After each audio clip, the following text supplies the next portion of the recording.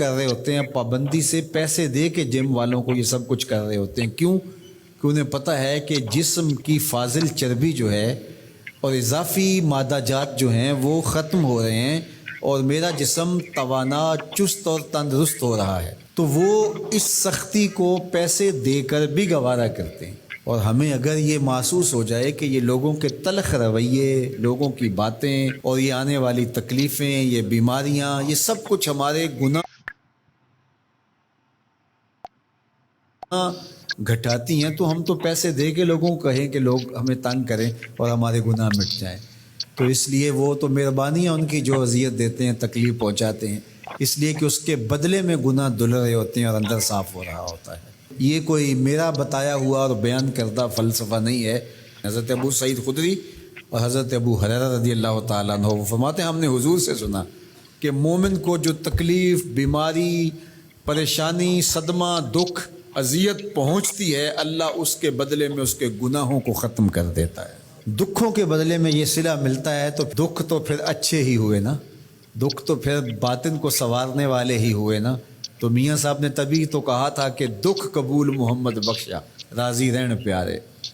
اگر اس کی رضا نصیب ہوتی ہے اور گناہ دھلتے ہیں تو پھر دکھ بھی قابل قبول ہے، اذیت بھی قابل قبول ہے. قال النبی صلی اللہ علیہ وآلہ وسلم من یرد اللہ بہ خیرا یصب منہ، اللہ جس شخص کی بھلائی کا ارادہ کرتا ہے اس کو مشکلوں میں، تکلیفوں میں مبتلا کر دیتا ہے. ایک تو حدیث آپ نے یہ بھی سنی ہوئی نا کہ اللہ جس شخص کی بھلائی کا ارادہ کرتا ہے اس کو دین میں فقاہت نصیب کر دیتا ہے. اور دوسری یہ روایت بھی صحیح بخاری کی ہے، اللہ جس شخص کی بھلائی کا ارادہ کرتا ہے اس کو تکلیفوں میں مبتلا کر دیتا ہے، دکھوں میں مبتلا کر دیتا ہے، اذیتوں میں مبتلا کر دیتا ہے. پریشانیاں اس کے اوپر نازل ہوتی ہیں، اذیتیں اس کے اوپر آتی ہیں. تو اللہ سے پیار کوئی سستا سودا تو ہے نہیں، سب سے بڑی نعمت ہے اس سے پیار کرنا. اور پھر وہ بندوں کو آزماتا ضرور ہے. میں اور آپ ہوتے کون ہیں؟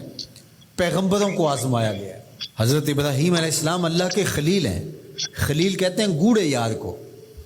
لیکن آپ دیکھتے ہیں کہ جن آزمائشوں سے ان کو گزارا گیا ہم تو تصور بھی نہیں کر سکتے.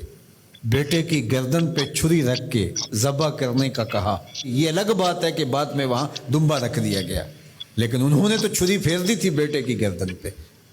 یہ کوئی آسان کام ہے؟ جلتی ہوئی آگ میں چھلانگ لگا دینا یہ کوئی تماشا لبے بام ہے؟ لیکن کر گزرے نا. یاری تیری سونا پر ازمیشاں تیریاں اگ، سونا پرکھیا جاوندا ہے نال اگاں دے لگ. سونے کو پرکھنے کے لیے خالص ہے کہ نا خالص ہے آگ میں ڈالا جاتا ہے. تو زندگی میں جو تلخیاں، تکلیفیں، اذیتیں، پریشانیاں، دکھ، مصائب، آلام، کمزوریاں، محرومیاں، بیماریاں اور دقتیں، ٹینشنیں، پریشانیاں، اپنوں بیگانوں کی طرف سے پہنچائی جانے والی اذیتیں، لوگوں کے کھردرے رویے، سخت بے مروتیاں، بے وفائیاں اور موسموں کے تغیر و تبدل کی وجہ سے جو اثرات مرتب ہوتے ہیں اور ہماری معاشرتی ناہمواریوں کی وجہ سے جن تکلیفوں کو آئے روز ہمیں سہنا پڑتا ہے، گلی سے گزرتے ہوئے لوگوں کے رویے اور جو کچھ ہے، ان سب چیزوں کو آپ جو ہے وہ صبر کے ساتھ برداشت کرتے ہوئے آگے بڑھیں اور اپنا مطمع نظر اللہ کی رضا کو رکھیں گے تو اس کا لازمی نتیجہ یہ ہے کہ اللہ اس کے بدلے کے اندر آپ کو بہتر صلہ عطا فرمائے گا، بہتر اجر عطا کرے گا. لیکن اگر فرض کرو یہ ساری چیزیں آپ برداشت نہیں کریں گے تو آنے والی بیماریوں کو، پریشانیوں کو، موسم کی شدتوں کو آپ روک بھی نہیں پائیں گے، لیکن آپ جو ہے وہ مجموعہ اذیت بن جائیں گے. آپ ہر وقت اپنے آپ سے ہی تنگ رہیں گے اور اجر سے بھی محروم رہیں گے. تو اس لیے یہ زندگی ان چیزوں کے ساتھ ہی گزرے گی اور ان چیزوں کے ساتھ ہی گزارا کرنا پڑے گا. اور یہ ساری چیزیں زندگی کے ساتھ ساتھ چلتی رہیں گی، تکلیفیں بھی آتی رہیں گی. ان کو برداشت کر کے آگے بڑھتے رہنا ہی ہماری زندگی کا حسن اور ہماری زندگی کا جمال ہے.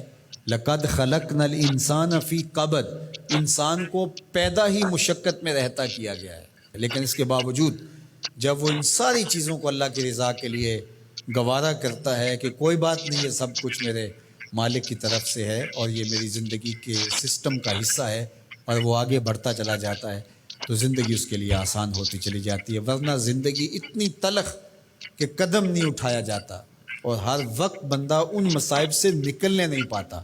یہاں زندگی کی جو تلخیاں ہم دیکھ رہے ہیں، راستے میں پڑے ہوئے کوڑے کے ڈھیر، ابلتے ہوئے گٹر، اور جس طرح لوگوں نے تھڑیاں بڑھائی ہوئی ہوتی ہیں، اور جس طرح لوگوں کے رویے ہوتے ہیں، اور جس طرح جو ہے وہ لوگ رستے کے اندر چیزیں کھڑی کر کے چلے جاتے ہیں، اور لوگوں کے اس وقت ایک دوسرے کے خلاف نفرتوں سے سینے بھرے ہوئے، تو زندگی تو گزرے نا اگر بندہ اس کو درگزر کرنے کا مزاج پیدا نہ کرے۔ لیکن ظاہر ہے حساس آدمی تو حساس ہی ہوتا ہے، ان تکلیفوں کا اثر تو دل پہ پڑتا ہے، لیکن اس کا جواب نہیں دیتا۔ تو جب جواب نہیں دیتا ہے تو میرے حضور نے کتنی خوبصورت بات فرمائی، اللہ اس ایک ایک آنے والی تکلیف کے بدلے میں اس کے گناہوں کو دھو ڈالتا ہے۔ گناہ بھی ہمارے تھوڑے نہیں ہیں، تو میں سمجھتا ہوں کہ جس طرح زندگی ہماری کٹ رہی ہے، گزر رہی ہے، میرے مالک نے ہماری معافی کے راستے بھی بڑے رکھے ہوئے ہیں۔